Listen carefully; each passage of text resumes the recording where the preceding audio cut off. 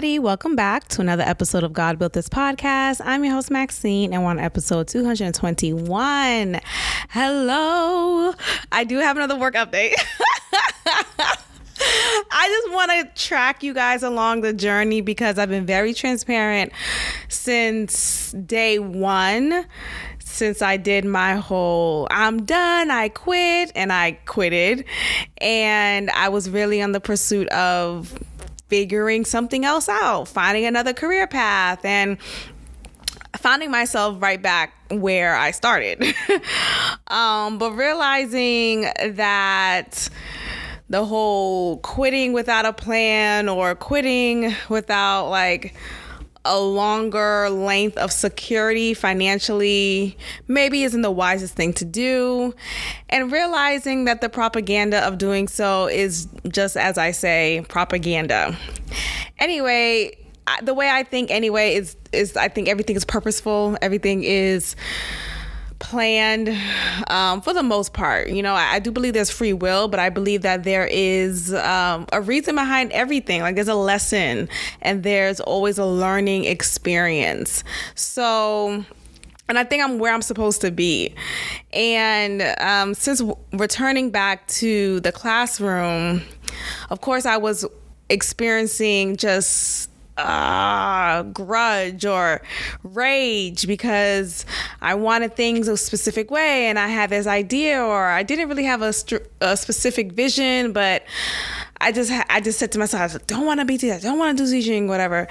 Anyway, I realized since returning to not only the classroom, but back to the organization that I've been working with, but at a different campus, I've been learning that I've already said previously that I wanted to work outside of the classroom and just have more opportunities to dive into my leadership abilities and continue to develop that. And realizing that what I said I wanted is what I'm actually experiencing now.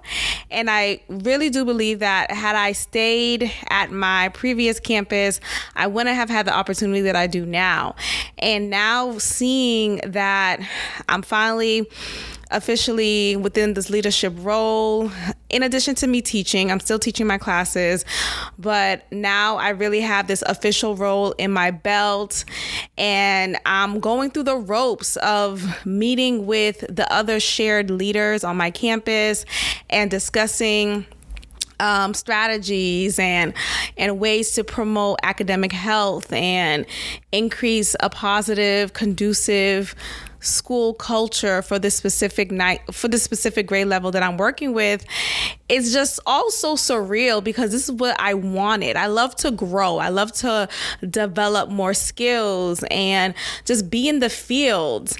And at my previous campus, I didn't have much opportunity to do so. Yes, I had few opportunities in which I led a professional development session, and that went really well. And I think that was like the catalyst of me realizing that, hey, I want to do more of this. Yet that was it. Like there wasn't more given or received, even despite my requests. And whenever my principal at the time would say, oh, I'm going to have you walk along with me and we'll evaluate classrooms and do these, like, we call it melody checks, in which we check the temperature or just like the sound in the room metaphorically to see if everything is following the expectations and providing effective feedback, etc. And though she said it never happened. It was literally all talk. It was just like, oh, I'm gonna tell you all these things that is attractive, and I'm not gonna follow through. Like, gotcha, bitch. And I would just grow so frustrated, like, bitch, what the fuck? You said, how and one thing about me, I'm gonna communicate. I've communicated very clearly to her that I wanted more opportunities for leadership, and she just gave me crumbs. So now being at a campus where it's literally happening, being trained along the way. I'm being onboarded into this new role, and the support is present. Like, I had a meeting with two of my shared leaders, and it was just so surreal. Like, I was just so humbled by it, because I said after the meeting, I said to them, I was like, I just want to say thank you, because I am just so grateful that you guys are taking time to really onboard me onto this new position, and just being kind and being warm and being present, and really, you know how people say, don't hesitate to ask me any questions. If you have any concerns, please reach out. And they don't really mean that shit. These two, they mean that shit. They meant that shit. They mean that shit. And it's so amazing. It's relieving. So I was just sitting there, just so surreal. It was just so surreal and humbling. And I was just like, wow, the months prior, since I started working at this campus since October of last year, as you guys know, as you guys know, I've been definitely talking about it on here. I was just very frustrated at the structure or lack thereof of things, and I had all these complaints and these ideas and blah, blah, blah. And now I could be a part of the conversation more on an official or more receptive level, I feel like. So even though my word and my presence was still impactful because of my experience, I do recognize that I was seen as my word was bond and is bond. But now that I have this title, it makes it more official. You know what I mean? Like, it makes me more like, oh, that bitch. So anyway, I say all this to say I'm humbled by it, and it's just been such a shift in my mindset and my perspective.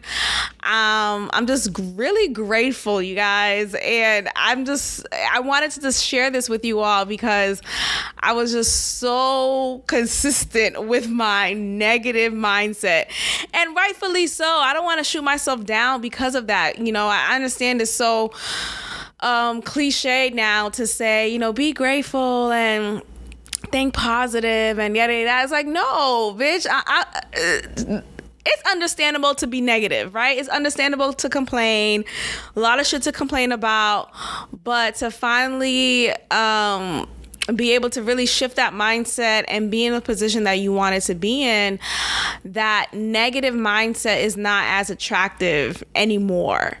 So I'm just so grateful, and it's just I could look at myself third person and see how far I've come mentally with this transition and how much I've been resisting the change. And y'all, when I tell you I was finding every way to go back to my previous campus, and it just never worked out. And I felt like everything was literally supposed to happen that way. Like, it wasn't supposed to be easy for me to just up and go back to my previous campus. The opportunity is still not available for me to do so. And you know what? Now that I'm, in addition to my current role as a teacher, now that I'm in a shared leader position as a grade level chair, I get to really see that, well, you know what? I kind of don't want to go back to I kind of shouldn't want to. I kind of am not interested, at least at the moment, and I kind of want to see where this goes. It's interesting because I was talking to my previous colleague from that campus, and I was like, I miss you. I hope you're doing, because she and I, we work really well together, and we just had such a great rapport. And I just was remembering that, and this was prior to me stepping into this new role and having the opportunity to do so.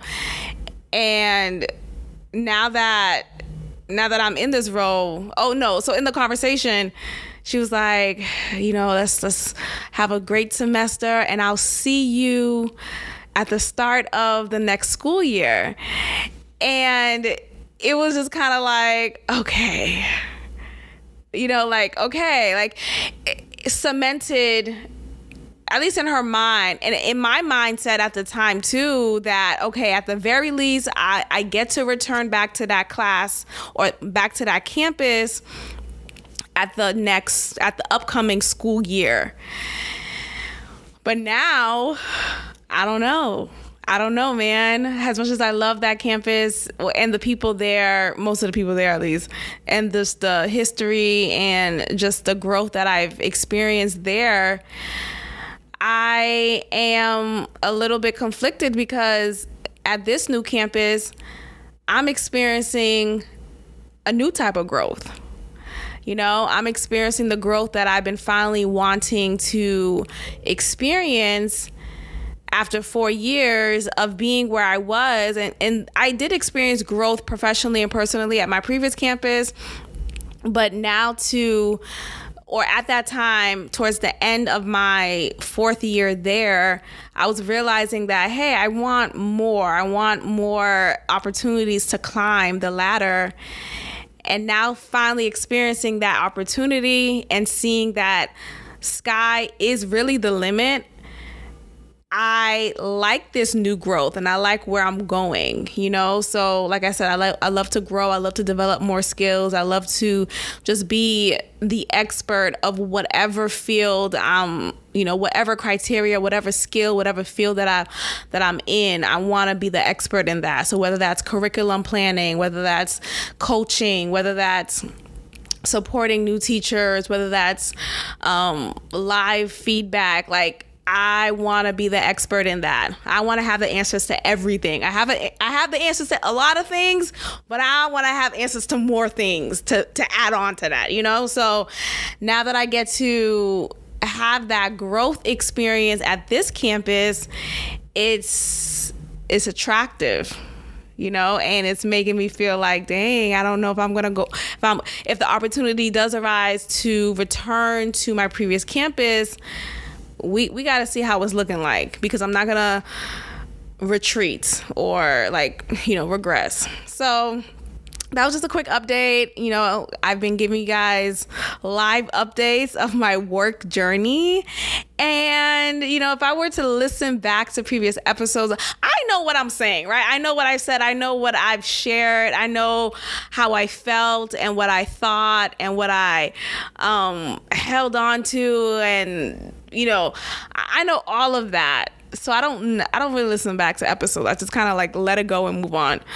But just thinking about where I was energetically at this campus to where I am now, my God, I'm so grateful. So, hello, let's talk about Lizzo. Lizzo says cancel culture is appropriation now, and she's not wrong. But what I think about this comment is she's saying it conveniently due to the backlash she's been receiving as of late. Cancel culture has been on her ass. Remember that song? Well, she released a song recently, and in the original lyric, she used the word spaz.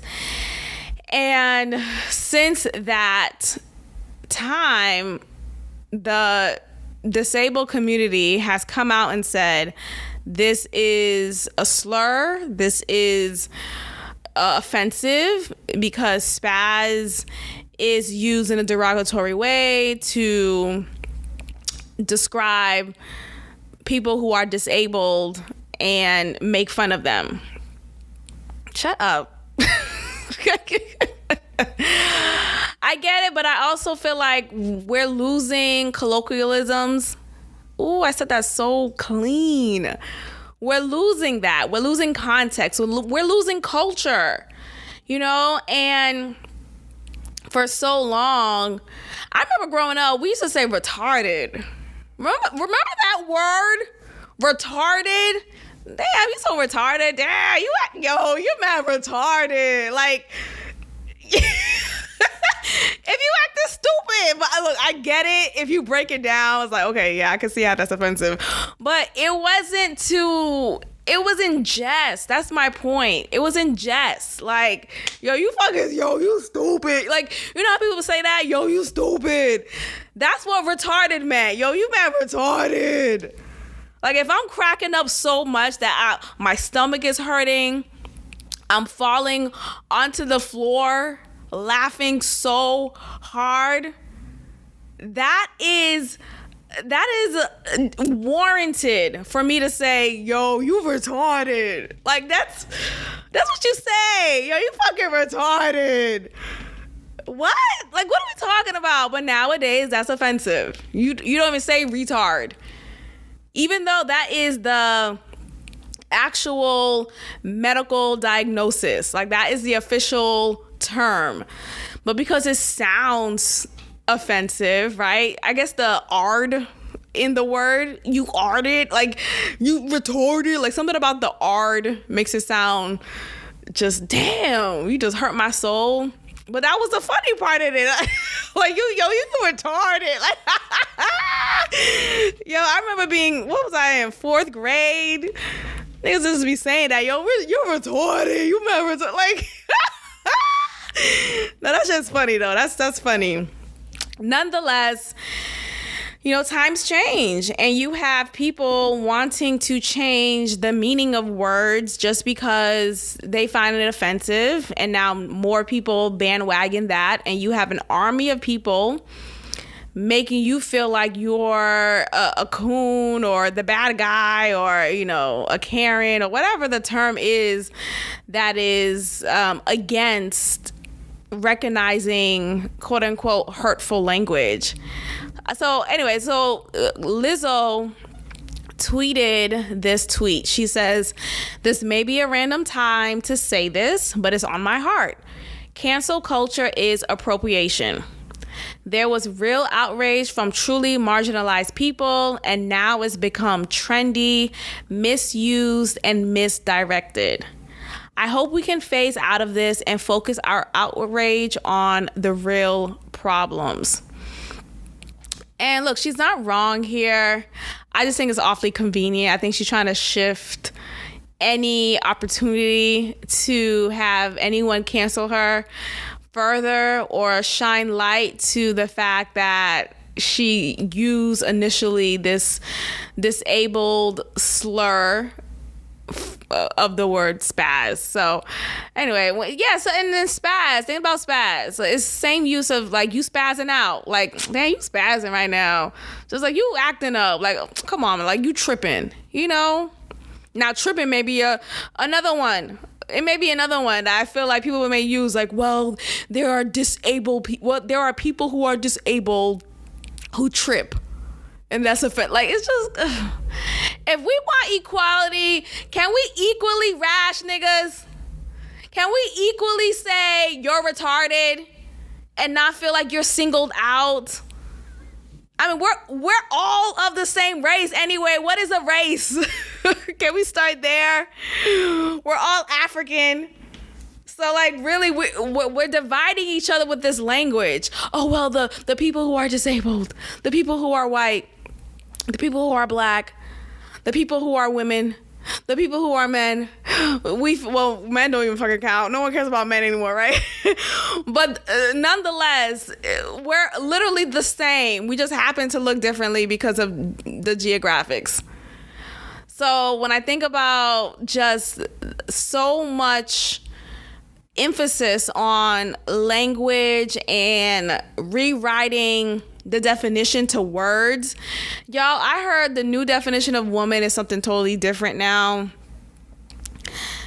I don't even want to speak it onto this. I'm tired. I am tired of this rhetoric, and I don't want to promote it by providing you with the definition. So if you're interested, look it up. But there is a report that I heard and watched on YouTube of a new definition of the word woman. Remember that word? So instead of it being an adult female, right? As we know, right? An adult female is a woman. Instead, the definition that I just said, I'm not going to say it, but basically it's the woke propaganda bullshit. It's a woman is anyone who identifies as a female. So what is a female, right? So they're still not defining it. It's just the key word here is anyone who identifies. If you feel as though you are, then it is so. And at this point, you know what? Okay, the sky isn't blue. Pigs do fly. And, well, like, what else? Like, okay, at this point, if you want to be a someone living in La La Land, go off. But one thing about me, I'm going to speak my speech, and I'm not going to necessarily defend what I say, because I don't need to defend the truth. I don't need to prove to you that I'm a woman and prove to you that I don't need to fucking say what my pronouns are. Bitch, do you know who I am? Have you seen me? Okay, yes, I'm a woman. Let that be it. So I'm not going to just bend over and take it in the ass because of the times that we're in right now. And it's so disturbing how so many of us just kind of fold. And I just, I don't know. I just hope I don't ever get to a position where I feel like I have to fold, because I know in education there, especially like liberal, like my organization is kind of liberal, if I do say so myself. Like I said, there's like some, I don't want to say that, but let me just say, it's on the woke side. But honestly, where can I find a far right school? Where the fuck do you find a school that says that? I mean, I guess you don't have schools that say, hey, we're far left, but you could kind of see in the way that they speak, right? If they use words like Latinx, Latinx, or whatever. If they use words like Biden and Harris, that is a giveaway that you're far left. If they use protect yourself from the COVID virus by getting a vaccine, then that is giving me the impression that you're of the left side. Now, if you're of the right side, I would assume you'll use language like freedom, personal right, amendment. What else? I don't think they'll say Trump right out, but just family, faith, and liberty, or family, faith, and freedom. So if they use any of those words in their mission statement, then it'll give me a good idea, maybe, good assumption that you're on the right-leaning side. I'm not saying I'm all the way right, but I'm just saying I'm not all the way left anymore like I was years ago. So, yeah, Lizzo is canceling cancel culture. I notice a lot of people are trying to denounce cancel culture, and I do think cancel culture is not demonstrating the same impact as it once was. And that speaks to people just really tired of always having to correct themselves. I think people are tired of the PC culture that we're in. So that's good, even with canceling people. Like, for example, remember, what's his name? That white comic, not Bill Burr. Louis K, right? Or Louis K. The S is silent. Louis K, comedian, white guy from Boston. Hello. Funny guy. And he got canceled for a time, but I think he really got himself back out there. Like, people are recognizing him back on mainstream media. People are not afraid to say his name on their podcast anymore, and people are not afraid to give him his flowers. He's released recent work of his comedy specials, and he's gotten a lot of support. So that really speaks to the fact that people don't give a fuck. And I remember why he was canceled. He was canceled because he liked to take his dick out and just jerk off in front of women. Look, at the very least, he did ask for consent. it wasn't there hasn't been any report of him, well, of a woman saying, you know, she was sexually assaulted by him. But there were 2 women, I believe, who did say that he asked, do you mind if I take my dick out right now and stroke it? You know, I think it's interesting having a dick, right? You know, to have this external organ, you know, this direct thing that's ready to go, like, that's a little bit of a privilege, no? Because when you have a pussy, you know, me having a vagina, a uterus, what else do I have? A vulva, a clitoris. I kind of have the privilege of just kind of, you know, tucking that in, right? It's already tucked in. But when I say, like, there are differences between, you know, obviously a dick and a vagina, right? When you are peeing, you have to squat. But when you're peeing as a man with a dick, you are standing. And I think about the insertion of the dick in the pussy. It really speaks to, like, who is of the power, right? Like, yes, the woman has, like, we have this source, you know, you have to enter us to reach this pot of gold. But you with the dick, you have to, like, you're the one controlling the matter, right? Like, you have more power to pin me down and, you know, trigger warning, but, like, you have the power to really just kind of set the stage, right? And your dick has to get hard. I don't know, where was I going with this? When Louis K, whatever, how the fuck is it Louis? Is it Louis? When he took his dick out, he asked for consent. Can we be mad at a nigga saying, hey, do you mind? Do you mind? Okay, so Lizzo is canceling cancel culture. Let's talk about this pop culture quiz that I took a few weeks ago on the New York Times.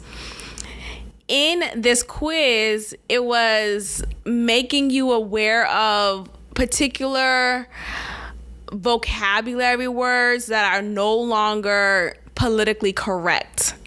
Words such as powwow. Remember that word? You guys, I still use this word, powwow. Like, hey, you know, we're just having a quick powwow, right? Typically, you know, it's used to describe a short meeting, a huddle, right? If someone says a powwow, it's just a light little word, you know, instead of saying meeting, it's like, it's cute, right? Well, we're having a powwow. But it actually is a reference that is of a Native American term. So it involves a ceremony. Well, it's a ceremony. So powwow is a Native American term that is a ceremony involving feasting, singing, and dancing. So a powwow is a gathering with dances held by many Native American and First Nation communities. Powwows today allow indigenous people to socialize, dance, sing, and honor their cultures. And the way we use it as, you know, whatever, the way we use it informally. We say a conference or a meeting for discussion, like I said. So, but apparently this is an offensive term. Like, we can't use it because we are not of the indigenous culture, right? Unless you're a foundational Black American, right? unless you're an FBA. But other than that, the reason why it's offensive is you are appropriating and picking a word from a culture that's not yours, and you're using it to your own dismay. So, like, what is a word at this point? At this point, like, can we cut it out? Like, why is this offensive? You know, like, oh, only Indians. I know it's not Indians, Maxine. Okay, only North American. It does says North American Indians in this definition, so I'm gonna say Indians. So only North American Indians could say this word. Fuck out of here. It's a powwow. Let's have a powwow. Okay? So apparently, yeah, it's an offensive term. If you are not of the ethnic background to use it, you shouldn't, according to people of this culture who find it offensive. Yawn. We have next the word primary bedroom versus master bedroom. You guys know master bedroom is described as the biggest bedroom in the house, right? This bedroom is reserved for your parents. If you're living at home, the parents have the master bedroom. You know, if you are the parent, you have the master bedroom. Your child has the smaller size. But it is an offensive term now, or is an insensitive term at least, because master demonstrates slavery. Well, it brings us back to slavery, right? It brings us back to the lord of the plantation, the master of slaves. So for us to use this term so casually, it is normalizing, or no, it's not, it's desensitizing slavery. Now that I do get that. And I never even thought about that correlation. I just, we've always just said master bedroom. So I do wonder if that is truly the origination of that term, master bedroom.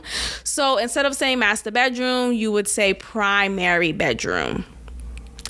It's just, I think change is hard, for any and everybody, changing the way you speak, changing the way you think, changing your mindset overall is difficult. So for us to be told that we're hateful, misogynist because we use certain language, it's, we're racist, we're all these things. It's like, wait, no, what are you talking about?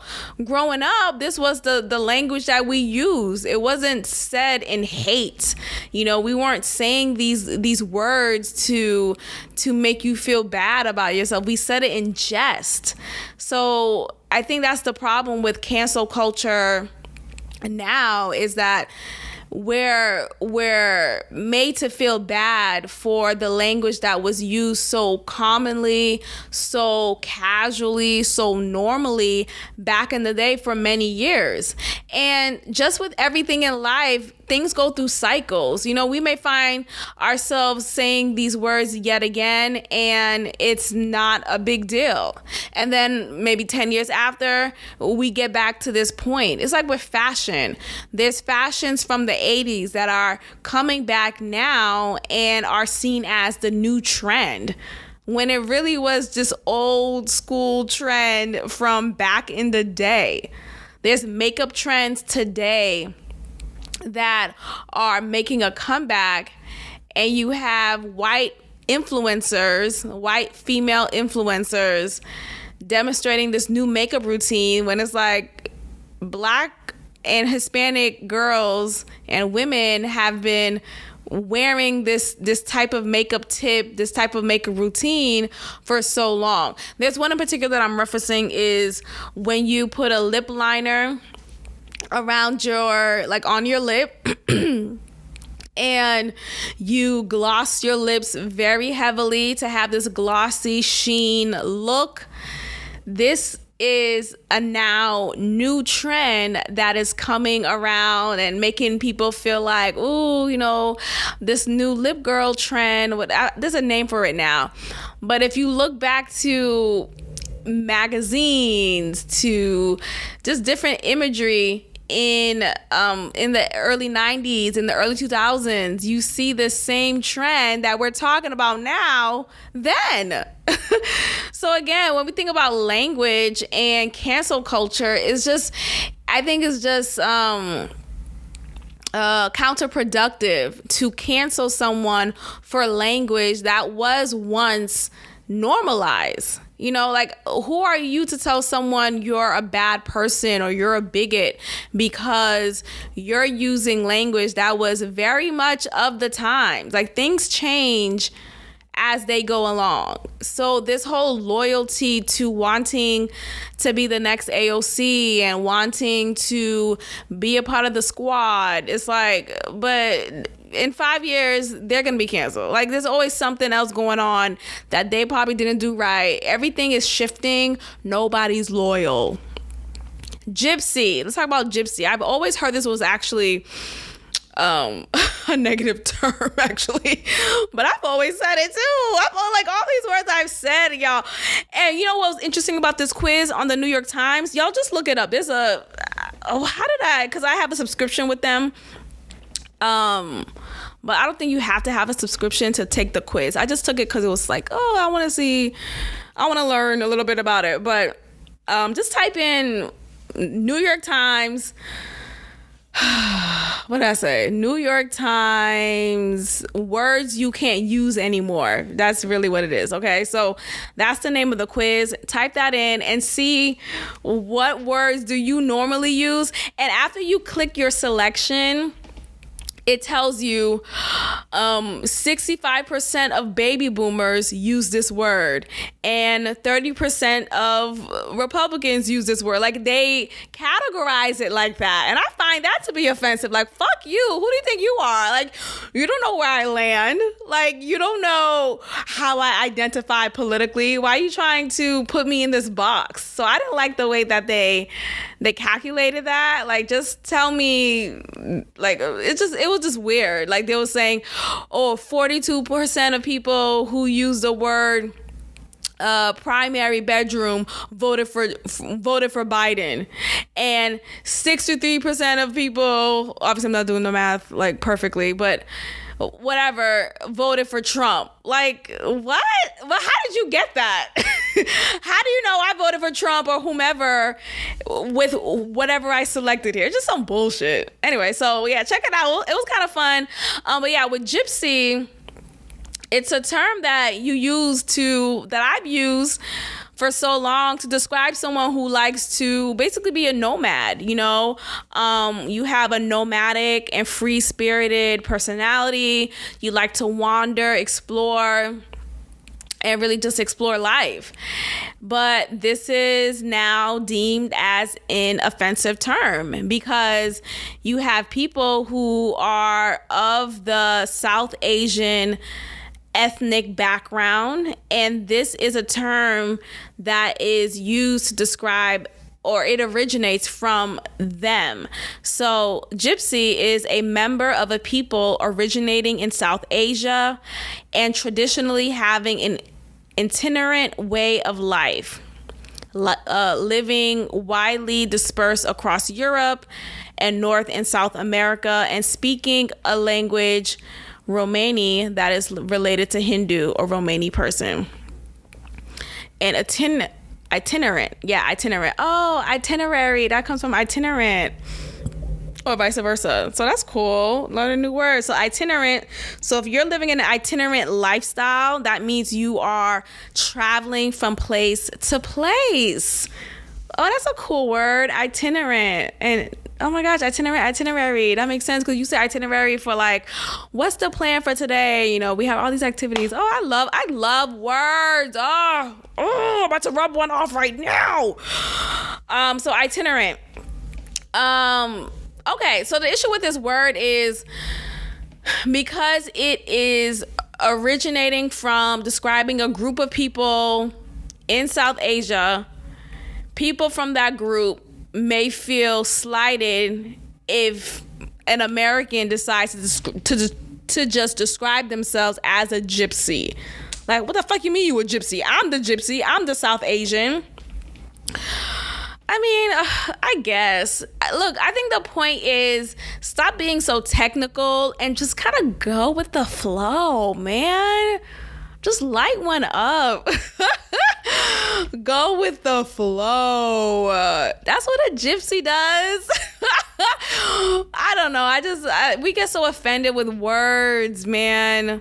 Whatever happened to words don't hurt me? What was that rhyme? Sticks and stones won't break my bones, but words would never hurt me.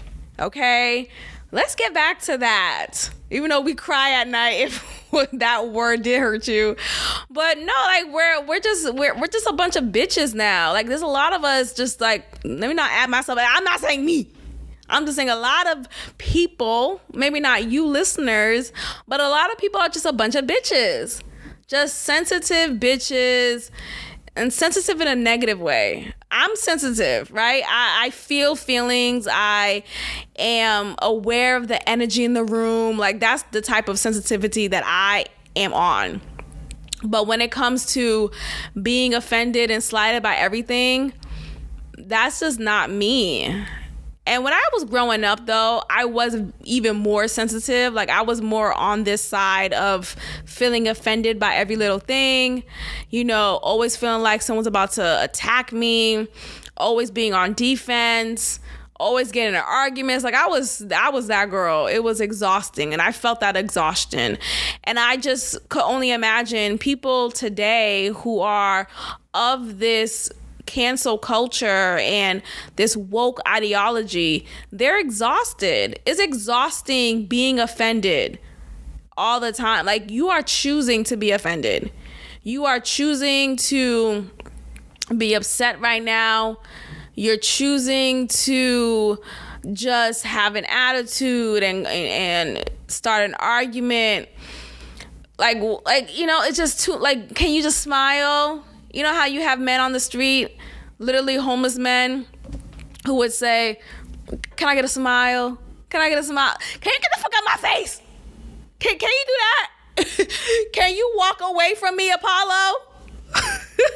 Apollo, get away from me with all of that. Shout out to Phaedra Parks from Real Housewives of Atlanta.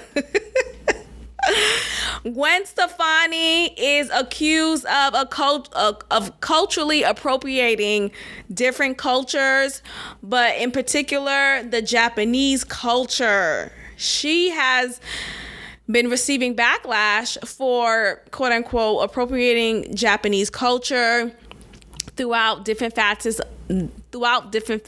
of her career. So if you guys remember Gwen Stefani, she's had different periods in her career in which she would dress very much in character. It was like she was playing cosplay, and it just was just, oh, that's Gwen Stefani. Like, I just always, like, I grew up on her. Like, she was one of the artists I really enjoyed growing up. Being a preteen, like, she was that girl for me. I loved her songs. I love her energy.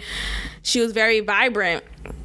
But she is now, you know, every time we look at things from the past with different lens of today, we could spot out things that may not have been politically correct. So because people are looking at Gwen Stefani with the lens that we have now in this day and age in society, she's being seen as someone who has culturally appropriated Japanese culture in particular. So let me go ahead and read this. Gwen Stefani came under fire Tuesday after she said in an interview that she's Japanese. But she said this in result of someone telling her that you shouldn't have appropriated Japanese culture. So in an interview with Allure magazine, Stefani, 53, who is Italian American, cited the influence of Japanese culture in her home when she was growing up.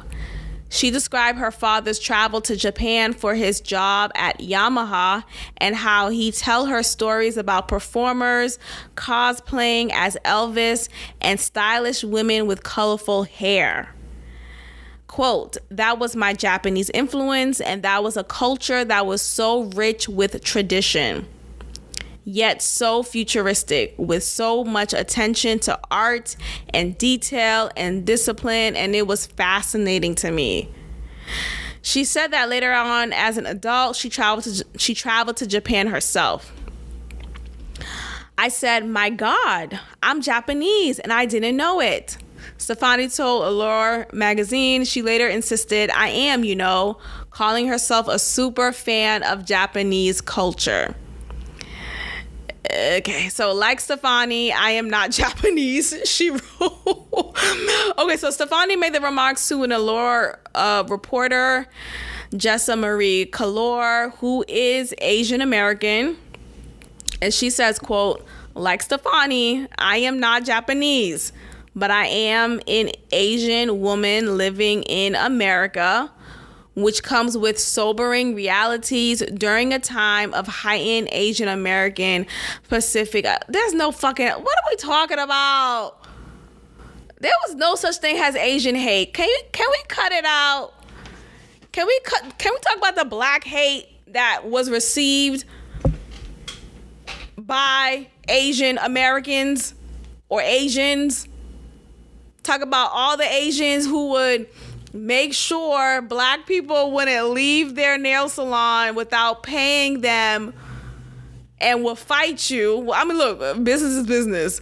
But the way that I've seen and witnessed and watched on TV, on YouTube, of Asian hate towards black people, can we cut the shit about this whole anti-Asian hate?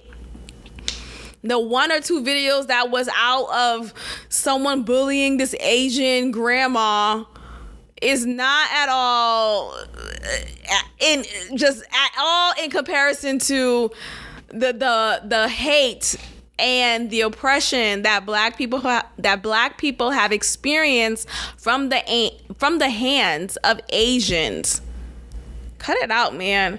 But I don't know why Gwen Stefani said, my God, I'm Japanese and I didn't know it. Girl, what? I thought I was going to read a quote of her saying she did her DNA and realized that she's like 13% Japanese.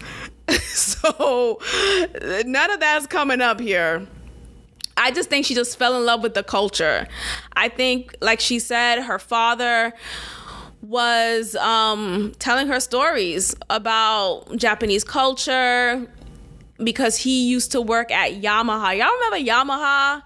I know Yamaha because it was, it's a brand, and it was on a piano that I had growing up at home. Me and my sister used to play the piano, and I remember seeing Yamaha there. Yamaha I think it's on guitars. It's a musical brand, probably. I know it is, but I don't know if it is. I think it's only a musical brand, but nonetheless, Yamaha is pretty popular, and of course, it's Japanese. Yamaha, what the fuck? So anyway, so learning about Japanese culture and her just resonating with it, respecting it. Like, when is it not culturally appropriation? Like a cultural appropriation. When is it not someone trying to take your culture? When can we just say, hey, this person just appreciate this culture and is representing it, right? This person is giving light to Japanese artists and designers because they're wearing their work. Like, why can't we just, I don't know, I think we gatekeep culture too much, or certain cultures. Like, we make people out to feel like they can't at all say, hey, I like your hair. How can I do mine like that? When I was in Colombia, I saw this white girl, or a white skinned person, let's say that. I don't know, she's like white, like Irish, of the Caucasus Mountains, white, or she just happens to have white skin, but she's Spanish, from Spain. But anyway, she had these cornrows on. She had cornrows in her fragile white ass hair. And I'm like, girl, those look nice. Like, the way that it was braided well enough that her hair wasn't unbraiding itself because her hair is just so naturally thin. And it looked good. And I gave her a compliment. I'm like, I like your hair. And I think it's okay to do that. Like, at this point, we gotta just stop getting so angry. If you're in Jamaica, let people wear the Jamaican dreads. I know you're not going to say dreads because dreads is giving the negative connotation. Locks. Let's just say locks. But let the white girl wear the Jamaican locks and that rainbow beret. Just let them like really immerse themselves into this culture that they find to be exciting. I don't see anything wrong with that. I don't. Like, I just like relax, man. Just like relax.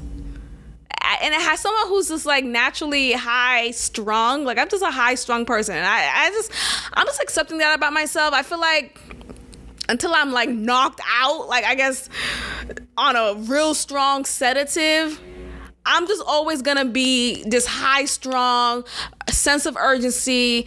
That's just in my DNA, you guys. I don't feel like there's anything outside of something super strong that could really help me with that. Now, look, I did come on here on the last episode trying out these CBD gummies, and they're cool, but I'm also on this like fearful tip where I don't want to create a leniency, or not a leniency, a dependency on anything external, because, you know, so I just don't want to open any gates for that.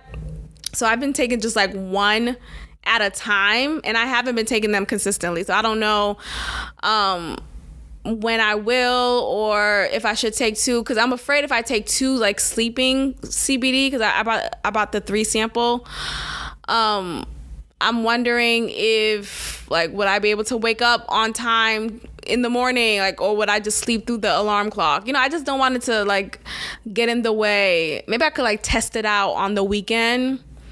We'll see. But nonetheless, I just, you know, just let people wear their locks and be white and go to Jamaica and say Rastafari. Like, it's okay. It's just, so shout out to Gwen Stefani. I've always liked her. I just think it's okay to allow people to appreciate a culture outside of their own. And if they appreciate to the point that they want to wear their clothes and adopt their language, then okay. Like, okay. And so it is. Like, some people are just so bored with their own upbringing that they find refuge in someone else's. Like, it's really a thing of just like peace for them. It's a thing of survival. It makes them feel excited about life. So if it's reducing the suicide rates, then I'm for it. Let's make it that dramatic, because I think it's important to find or allow people to find joy in whatever they need to. This UFC president situation has caught my eye, because I'm not, you know, I don't watch UFC.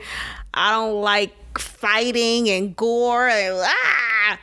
But I've learned that fighting is seen as a form of art. And I've actually, I do agree with that. I think it's an art form that's done, like when it's done in a professional setting, of course, not just like on the street. I mean, maybe that you could make an argument that that's art form too, but I think the way that it's done professionally, quote unquote, like just thinking about that, like you're fighting professionally, like that's a job. Literally anything is a job.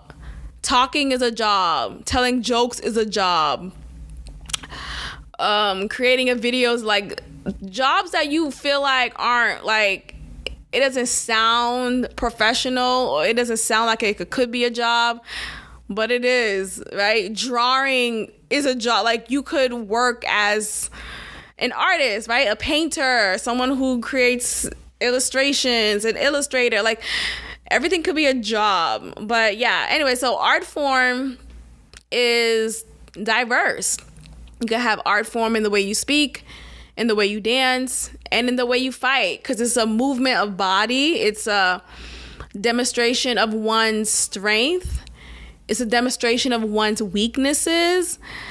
It's a lot of things, and it's all natural. I mean, well, until you add some steroids into it. But nonetheless, it's an experience that you see two barbaric beings, two barbaric human beings coming together to see who could put whom down the fastest. Who could put who down the fastest? And whatever. Anyway, this UFC president, his name is Dana White. White guy. He was seen on video slapping back his wife, who slapped him first in this video. This took place on New Year's Eve in Mexico. And what's interesting is the reaction to this altercation. Now, someone caught this on video, so someone was just videoing them from afar and decided to release it on public, on different platforms, and it caught viral. He has since explained that what he did, he's never done it before. This was his first time doing such a thing. And he apologizes profusely. I'm going to read a specific quote because I thought it was interesting. He says, he does say, everyone says there was alcohol in the system. So he says verbatim, there was definitely a lot of alcohol, but there is no excuse. I'm literally making no excuses for this thing at all. It's never happened before. It's the first time that it's ever happened, and people are going to say what they're going to say. It is what it is, and whatever people do say is deserved. I deserve it. It happened. I don't know why it happened, and my wife and I have apologized to each other. We've apologized to our kids. And this is one of those things that everyone is going to chime in. I could care less what people think about this.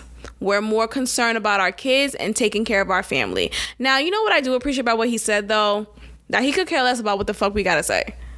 I do appreciate that. I think sometimes when you have someone caught red-handed and doing something that they're not supposed to do, right, and being physically violent towards someone of a weaker biological stance, just like biologically, right? Men are stronger than women. Of course, there's these outliers like a Brittany Griner, but nonetheless, you have just the clear, obvious state that a man is stronger than a woman, and he should not put his hands on a woman. And he said, look, he didn't give any of us this like long-winded soliloquy of how he was traumatized as a kid and now he realized his trauma is being manifested in how like, girl, what? We're not talking about when you were 7. We're talking about when you're 52 right now. You're 52 years old and you just slapped your wife 3 or 5 times, it looked like, in the video, because I watched the video. Now, I did watch the video, and I don't usually like watching like violent videos. I just find it to be a little, disturbing. It makes my spirit twerk. It makes my spirit twerk. But nonetheless, I did watch this video because I was just really curious and I wanted to see why people were, because the public reaction to this, I'm seeing a lot of people instantly just kind of dismissing it. It's not getting this, like, he's not being canceled, really. Like, and it's ironic because you have a black man who may have fucked up, threw her around the corner. I mean, look, I guess there's levels to this, right? If you're gonna hit a woman and you're a man, at the very least, maybe just slap her. Don't flip her, punch her, kick her in the stomach while she's pregnant. Like, don't do any of that. But if you must hit her, go ahead and slap that bitch, right? Anyway, I was watching the video because I was like, why aren't people like really giving him a hard time? And after watching the video, I could see why. Honestly, it wasn't like he punched her. It was at this point, I understand why I have 77% male listeners. Because my God, the way no, if you watch the video, you guys, it's not that bad. It's It's not. It's not that bad.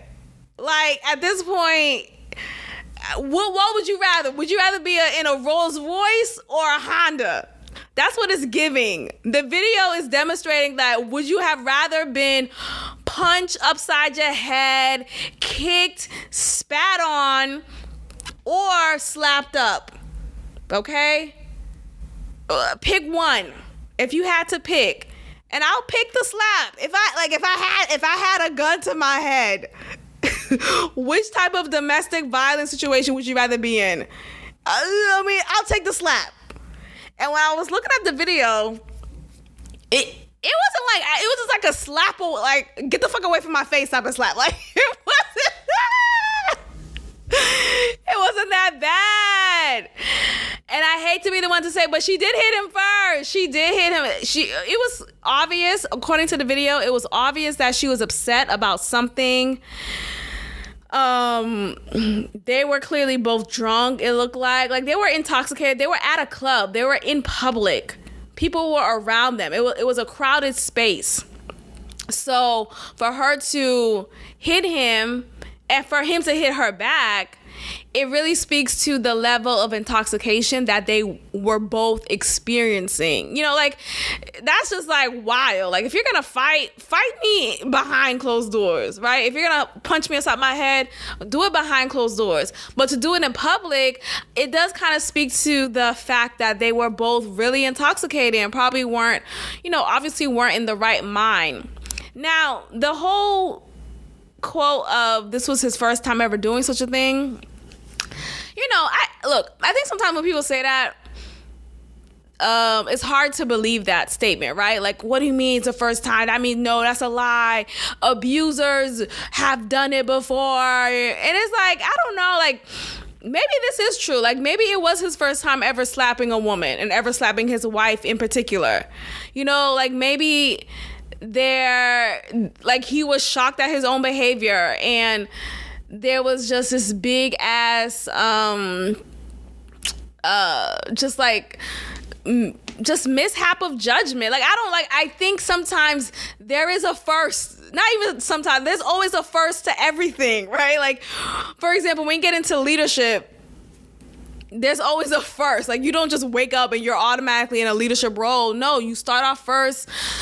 Typically, you start off first as an entry worker, and then you work your way up, and now you're the manager, and now you're the district manager, now you're the franchise manager. Like, there are steps to it. Same thing for abuse. You don't just wake up and you're just abusive. No, there's a first time when you decide to hit your girl, and then it becomes repetitive, and then, yada, yada, yada. But I don't know. I'm just saying. And of course, it's not okay for men to hit women and vice versa. Women shouldn't hit men. But if you just watch the video, just watch it for a second, y'all. I promise you, it's not that bad.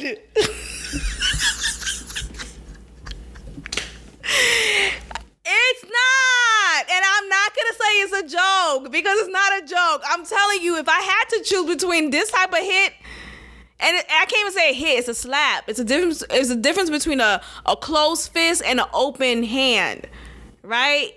He slapped her with his open hand. It's a difference, man. Like, they were trying to compare him to, it was a football player. I think it was Rice. What's his name? Rice something. Y'all know what I'm talking about. Black guy, okay? And there was a couple others too. There's a lot of y'all who not only, it wasn't even a slap. It was I'm pounding your head against the railing. It was bad. Like, he was beating her up. That was the definition of beating. Not ever am I going to excuse that, so I'm not joking about something like that. But for something like this, in which you don't see him hitting and banging her head against a railing, a steel railing. You don't see him kicking her pregnant belly. You don't see that. You just see an open hand slap, which is still not okay. But if I had to choose between my head getting pounded against a steel railing to getting slapped 2 or 3 times with an open hand, if I had to choose, I'll choose that. I'll choose that. You guys, thank you so much for listening. This has been a pleasure. Please make sure you are subscribed, you tell a friend, you leave a review, and I will check in with you all next time. Peace. Thank you for tuning in to another episode of God Built This Podcast with your host, Maxine. If you liked it, leave a review, share, and subscribe. God bless.